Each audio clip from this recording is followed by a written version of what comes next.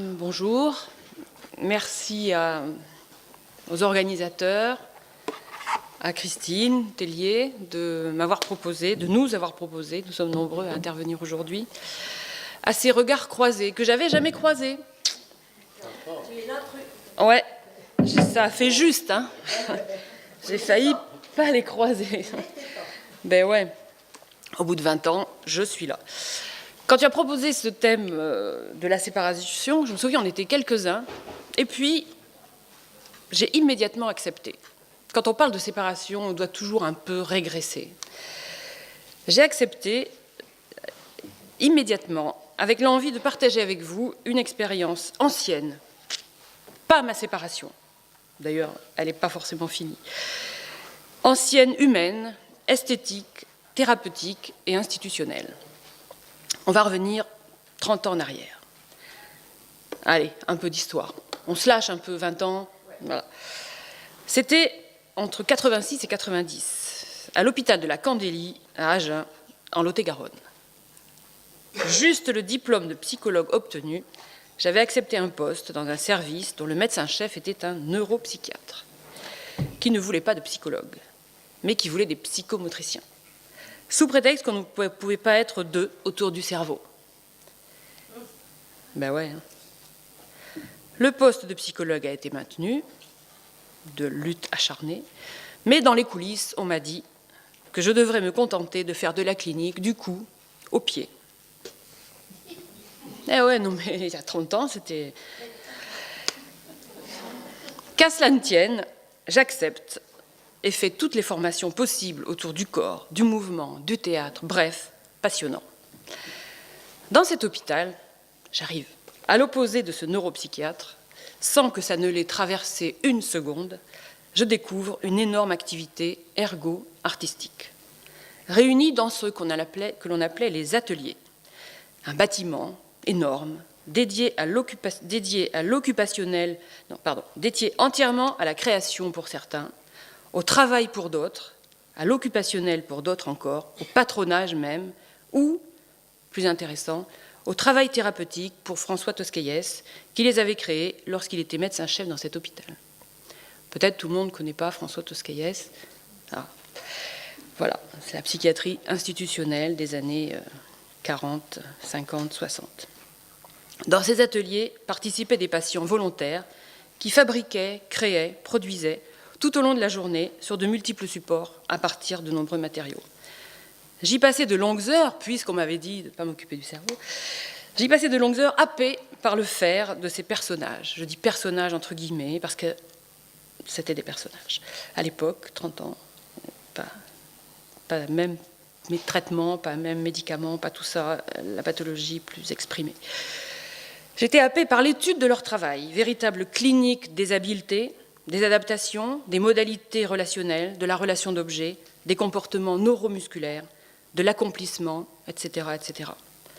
Je découvrais donc l'influence de la thérapie institutionnelle, donnant à l'institution la valeur d'abri psychique et à chaque professionnel une possibilité de convivence avec les malades. C'était un terme de cette thérapie.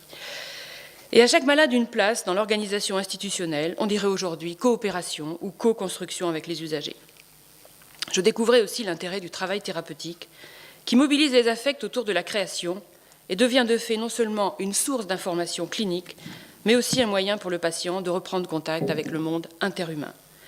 Un des ressorts essentiels de la pensée de François Tosquelles est la nécessaire articulation corporo-psychique pour reprendre pied dans la vie quotidienne, mais aussi la nécessaire reprise en compte concrète du roman de la vie quotidienne pour reprendre corps dans la vie psychique. Bien sûr, on pourrait m'opposer fonctionnement asilaire, durée moyenne de séjour très longue, traitement moins ciblé. Oui, ce n'était certainement pas mieux, mais c'était intéressant, et c'est toujours intéressant. Alors voilà où je voulais en venir. Petite introduction, petit retour en arrière. Je vais donc vous proposer des œuvres réalisées par Fabienne, qui souffrait à l'époque de schizophrénie, très violente, s'alcoolisant défranchit la porte de l'hôpital, rendant impossible à l'époque une vie hors de l'hôpital. Présente de manière stéréotypée du matin au soir, aux ateliers, figée, souvent muette, quand elle parlait, elle ne racontait rien. C'était factuel, l'ici et le maintenant, comme sans mémoire, sans histoire, mais tellement animée et agile, dès qu'elle malaxait et sculptait l'argile. Je peux boire à la bouteille, tout va bien. Merci. Répétant sempiternellement, point par point, dans ses sculptures, les étapes du processus de séparation, individuation, pas vraiment abouti, décrit par Margaret Mahler dans ses travaux de 1950. Et nous allons voir en quoi les étapes psychiques de cette maturation prennent corps ou comment le corps participe de cette maturation. Ça me fait vraiment plaisir aujourd'hui de parler de François Tosquelles. Ça se voit, j'espère. Parce que moi, je l'ai croisé. Je ne l'ai pas seulement croisé, je l'ai rencontré dans son village de Lot-et-Garonne, où il a vécu, à la fin de sa vie. Il recevait en analyse des pratiques de nombreux professionnels de l'hôpital psychiatrique où je travaillais. C'est comme ça qu'on disait à l'époque, aujourd'hui, hôpital psychiatrique. Aujourd'hui, on dit établissement public de santé mentale. C'était sa façon à lui de continuer à penser l'hôpital ou l'institution. À penser, vous mettrez un E ou un A, les deux lui vont bien. Quand on arrivait, il nous demandait d'ailleurs à chaque fois « Comment va l'hôpital ?» Et avec un sourire, il nous disait « S'il a un problème, il faut le soigner. »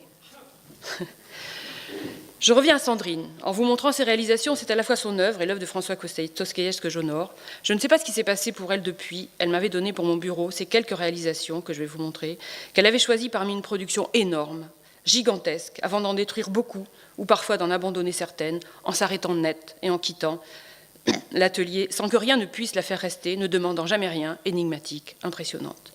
Depuis, je sais que les ateliers ont fermé. Les potiers, céramistes, couturiers, mécaniciens et peintres, infirmiers et infirmières ont repris la blouse blanche. Ces quelques œuvres vont me permettre de les faire réexister un instant. Voilà, donc après, PowerPoint, parce qu'il y a des photos. Alors, ça devrait aller dans ce sens. Il faut que je... comme ça. Super, les mots, c'est fait.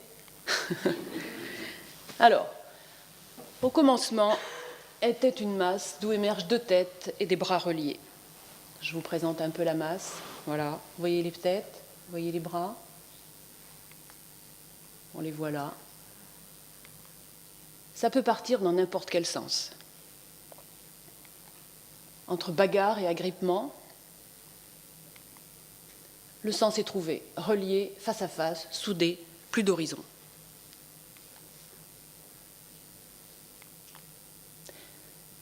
Des bras qui font le tour, personne ne bouge, pas de jambes, tête baissée, tentative d'échapper vaine, attachement, emprisonnant. Deux têtes qui s'élèvent, mais seulement deux bras, le même bras pour chacun. Différentes par la taille,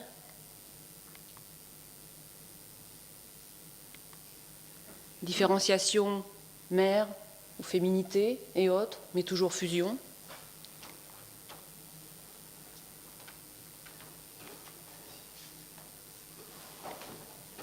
Les bras se séparent, mais ne se détachent pas. Pas de bas de corps, pas de déplacement. On voit les deux bras qui commencent à émerger, on les voit mieux ici.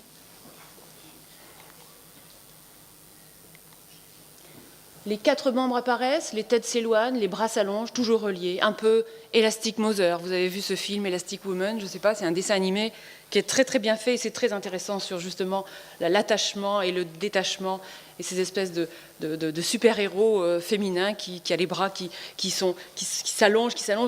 Pour des enfants, ça doit être terrible, mais bon. ou ça peut être bien des fois. Des fois, les mamans... Nos bras s'allongent, on ne sait pas comment, mais ils s'allongent. Encore soudés, emmêlés, se redressent, emboîtés, prêts à se séparer. Ils ont des bras, des jambes, ce qu'il faut dans la réalité. Séparés, c'est le même. C'est les deux qui s'emboîtent. Et qui s'emboîtent vraiment, on peut les enlever. Alors ils étaient un peu cassés, j'ai dû les réparer, je ne suis pas du tout douée en sculpture. Mais vous voyez, finalement, quand on se sépare, on risque de se casser, on est plus fragile. Séparés, les voilà, vous voyez, c'est les deux mêmes. Séparation possible-impossible, car le seul emboîtement possible reste avec l'autre de l'unité de L. Pas d'existence séparée, comme une mémoire de forme. Et puis, apparition du 1. Tête de la toute première sculpture, vous vous souvenez, la petite tête qui apparaissait dans la masse. Pas de visage, replié, assis. Voilà dans l'autre sens. L'autre de l'unité duel absent, pas de verticalité, pas d'éclasion, position de protection. Émergence du corps, moins massif, féminisé, sans visage, replié, assis, se protège, pas de tenue, pas de verticalité, pas d'être au monde. Séparation, elle n'est jamais allée au-delà, c'est la statue la plus aboutie. À chaque fois, elle repartait dans des masses informes, à des stades.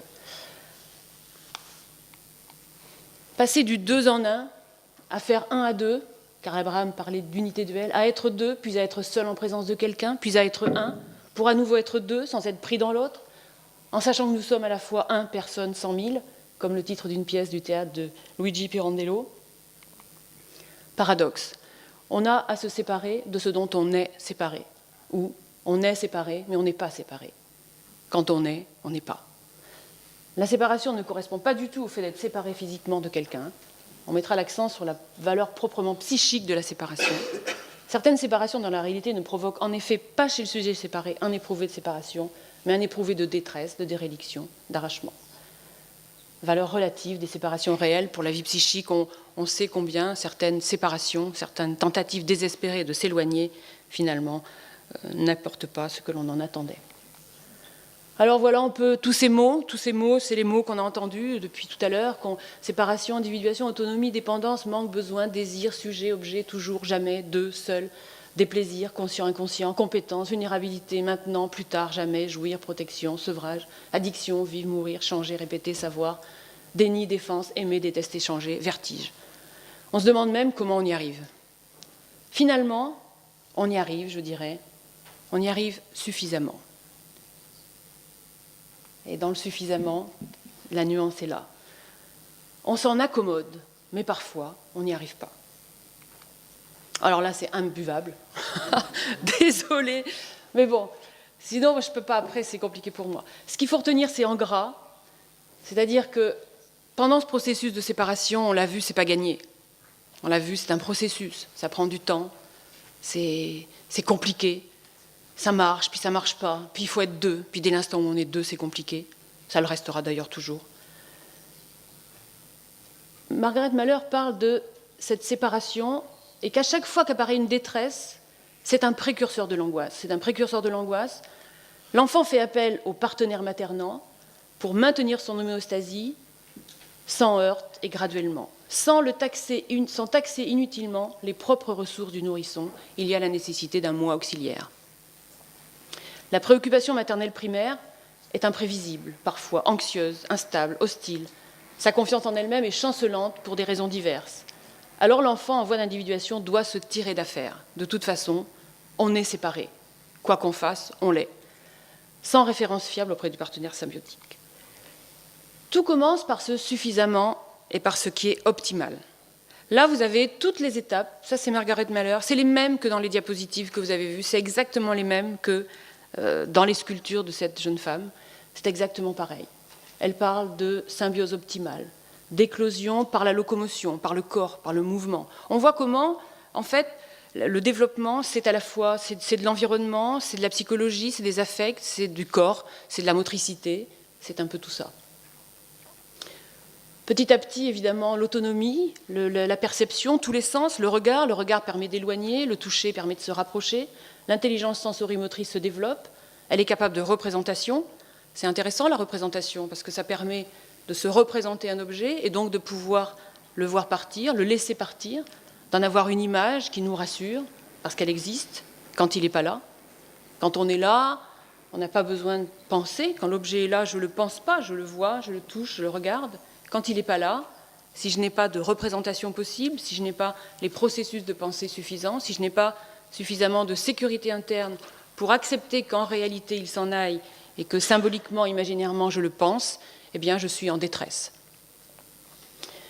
Ensuite, évidemment, le rapprochement, l'éloignement, le rapprochement. Je ne relis pas tout ça. Le résumé, c'est ça. Phase symbiotique, extension, éclosion, contre-épreuve, on va vérifier, parce que quand on s'en va, c'est quand même bien de vérifier que la personne est toujours là. Sinon, on ne va plus s'en aller. On va rester. Vous avez vu dans les sculptures comment, finalement, l'impossible de la séparation, avec le risque de l'effondrement. Pour recharger émotionnellement, une séparation active, on revient faire le plein, une conscience cognitive grâce à la maturation neurophysiologique, la permanence de l'objet, Un enfant petit, vous cachez un objet sous quelque chose, quand il est tout petit, il ne le cherche pas. Il ne le cherche pas parce qu'il a disparu. C'est comme votre chat. Ben oui, s'il miaule ici et que vous lui ouvrez là-bas, il ne va pas faire le tour de la maison, sauf s'il est très intelligent, votre chat. Mais parce qu'il n'a pas forcément la permanence de l'objet, c'est-à-dire une image mentale qui lui permet d'anticiper que la personne est là, mais elle peut aussi être là-bas. Elle est là. C'est la capacité de se représenter l'objet absent, c'est la permanence de l'objet qui n'est pas forcément et qui n'est pas du tout donnée à la naissance. Évidemment, le langage qui vient signer la distance psychique et la possible autonomie. Alors évidemment, les aléas de la séparation-individuation puisent sur les ressources immatures. Voilà, tout traumatisme, toute carence, toute complexité, toute violence, toute insatisfaction intense, Il faut quand même se tirer d'affaire de toute façon, sans protection, vulnérable, insécure. Des solutions auxiliaires, on a vu l'auxiliaire du moi, quand on part sans protection, les auxiliaires, on va les chercher, on va les trouver, on va absolument les trouver, mais les auxiliaires, on les trouve tous. On a tous finalement, nous, tout le monde, on recherche tous des satisfactions substitutives qui vont justement nous permettre, ces petits auxiliaires de vie, comme on dit, ces substitutions, ces satisfactions substitutives qui nous permettent de supporter la vie. Elles sont multiples, elles peuvent être l'amour, l'amitié, les loisirs, la culture, l'idéologie, la religion, tout ce qui fait la satisfaction pour supporter la vie. Et Freud, à l'époque, disait « mais la satisfaction substitutive la plus importante, la plus efficace, ce sont les stupéfiants. Pourquoi ? Parce qu'ils vont directement au cerveau. » Donc on comprend comment l'auxiliaire substance ou comportement, le plus rapide, le plus immédiat, le plus sûr finalement et le plus garanti, pourquoi ? Parce qu'il ne passe pas par l'autre, eh bien, il est évident que cet auxiliaire peut prendre une place importante. Auxiliaire, toujours dans une quête d'indépendance. Il ne faut pas croire que la dépendance, c'est ça qui soit recherché. Pas du tout. Une indépendance à tout prix, avec un minimum de coût psychique. C'est-à-dire passer des émotions aux sensations, passer des autres à l'objet, passer des mots aux actes, passer de quelque chose de différé à quelque chose d'immédiat, passer du désir au besoin. Un problème, c'est que les objets d'addiction, très vite, perdent le statut de suffisamment bon ou d'optimalité. Vous vous souvenez ? Ce qui fait toute la différence. Il vaut mieux être confronté à du suffisamment bon, pas du totalement bon. Et donc, il va être difficile de se séparer, parce qu'à eux seuls, ils répondent totalement à ce qui manque. Ils retentent le processus de séparation-individuation en accéléré, avec des objets ou des comportements à nul autre pareil. Pour reprendre la magnifique phrase d'Albert Cohen dans Le livre de ma mère, « L'amour de ma mère, à nul autre pareil ». Parce qu'il faut tenir, et finalement ça tient. Vous voyez ? Personne, environnement, il y a quelque chose qui tient, et même s'il y a des produits. Après, il faut faire attention, parce qu'en enlevant quelque chose dans le triangle, on peut se casser la figure. Donc, le but, évidemment, dès l'instant où on bouge quelque chose, tout est remanié. Vous voyez la place des substances qui, par l'accompagnement, peut diminuer, par tout ce qu'on a vu depuis ce matin, par toutes ces suppléances, par tous ces auxiliaires, par toutes ces rencontres, par tous ces accompagnements, eh bien, ça peut continuer à tenir. Depuis des décennies, nous proposons des abris psychiques, pour reprendre un terme de la thérapie institutionnelle. Dans notre secteur, on a accordé, selon les époques, une valeur d'abri psychique à la communauté, à la parole, à une autre époque, avec l'essor de la psychanalyse, à la pharmacologie, avec les traitements de substitution et autres. À l'heure actuelle, on assiste à de nouvelles orientations, dans la recherche d'autres formes d'abri psychique, plus basées sur le respect de l'expérience, sur l'engagement, sur le pouvoir d'agir, sur le faire, sur le travail ou le logement d'abord, ou, autre terme de la thérapie institutionnelle, sur la convivence ou la coopération, parce qu'offrir d'autres scènes permettra de jouer, de rejouer et de déjouer la partie qu'ils n'ont jamais abandonnée. Et c'est ça qui est important. C'est-à-dire qu'il y a quand même toujours le choix de l'objet qui est fait. Jamais abandonné, mais resté en coulisses, car trop précocement exposé. Regard croisé et séparation.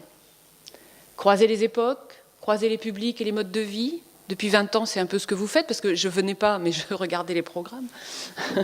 J'ai failli parfois venir, mais des fois, Orléans, c'est pas tout près de Bordeaux.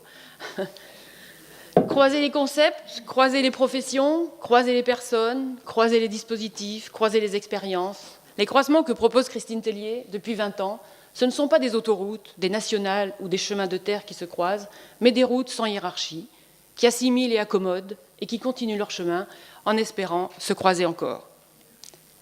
Je vous remercie, merci à eux et à ceux qui les ont écoutés créer. Merci Christine.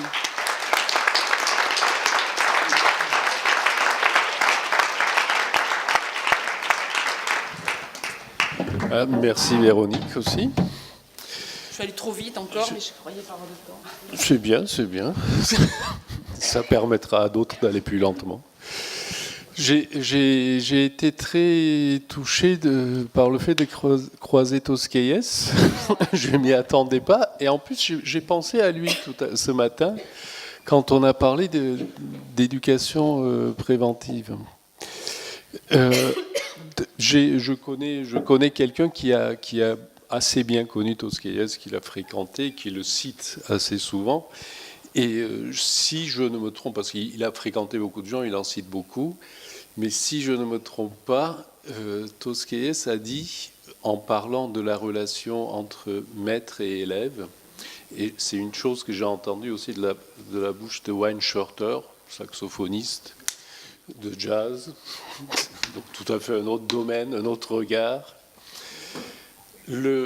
Tosquelles, je crois, ce qu'il a dit, c'est il ne faut pas oublier que de là où nous sommes, ce que nous voyons, nous le voyons parce que nous sommes hissés sur les épaules de nos maîtres. Donc ça jette aussi tout un éclairage particulier sur ces notions de verticalité, d'horizontalité et de réciprocité, disons. Bah oui. Alors, à vous.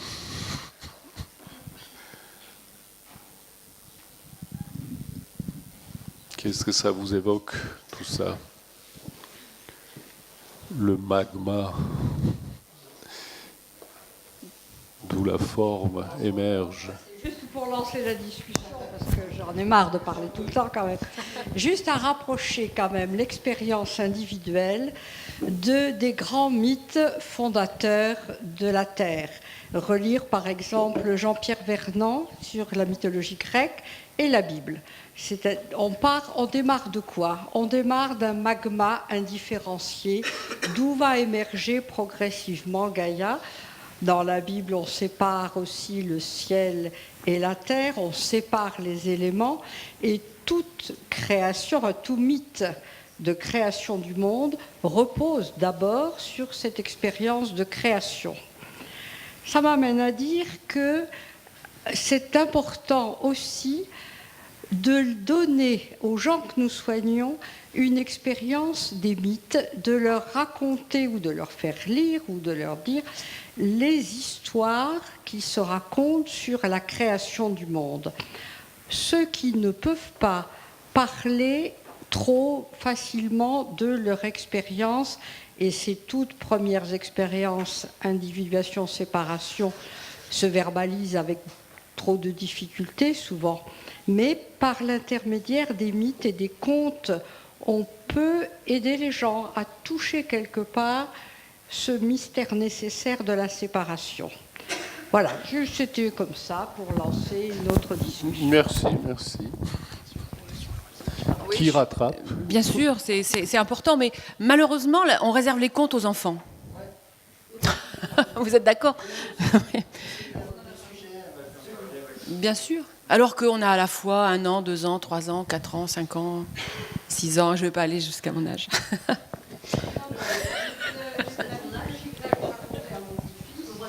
Jean-Pierre Vernant, c'est très bien pour les adultes. C'est pas du tout réservé aux enfants. Il faut le mettre dans les bibliothèques de la Ils peuvent même le lire en le lisant à leurs enfants. Alors, je suis très heureuse de vous entendre, Véronique, parler de Tosquelles, parce que je vais partager une expérience. Moi, j'ai connu Jean Houry. J'ai été 4 mois à la Borde, et ça a été 4 mois extraordinaires, où là, justement, j'ai vécu, non pas une rupture, pour reprendre ce qu'on disait ce matin, mais vraiment une séparation des concepts parfois un peu rigides qu'on peut apprendre en psycho. Et j'ai appris à travailler dans cette horizontalité où il n'y avait plus du tout de hiérarchie. En tant que psy, on était moniteurs tous, et puis du coup on faisait le ménage comme tout le monde avec nos patients. Enfin voilà, on se confrontait à certaines choses, justement en études on nous dit voilà, il faut à peine toucher le corps, et on faisait des toilettes. Donc c'est vrai que quand je revenais en supervision à Paris, je me confrontais justement aux autres étudiants qui ne comprenaient absolument pas, et pourtant moi ça m'a ouvert un champ de pratique extraordinaire, et aujourd'hui je me verrais plus vivre sans cette psychothérapie institutionnelle que j'applique vraiment au quotidien. Donc voilà, il y a eu cette séparation finalement et cette autocritique de tout ce qu'on peut apprendre aussi, et de voir qu'on peut travailler aussi autrement et rester bon psy malgré tout. Oui, l'approche, eux, c'était des précurseurs de l'approche intégrative. Moi, Tosquelles, quand il mettait en série le Ford freudien, l'objet petit à lacanien, l'espace transitionnel de Winnicott, et puis le moi non moi de Melzer, tout ça. Enfin, je veux dire, voilà, hop, c'est clair, quoi. Enfin, et donc j'ai eu envie, voilà, parce que je me dis, voilà, c'est important aussi qu'une conception ne chasse pas les autres, quoi. C'est-à-dire qu'on puisse intégrer. On est dans l'accommodation. On n'arrête pas de dire assimilation, accommodation. On le dit pour les enfants. On le dit. Je pense que professionnellement, c'est important aussi d'assimiler et d'accommoder tout un tas de choses.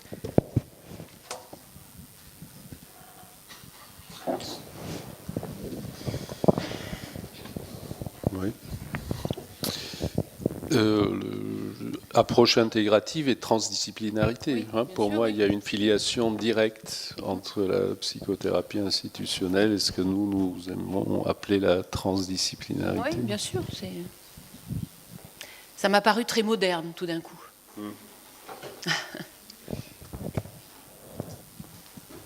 Bon, merci à tous.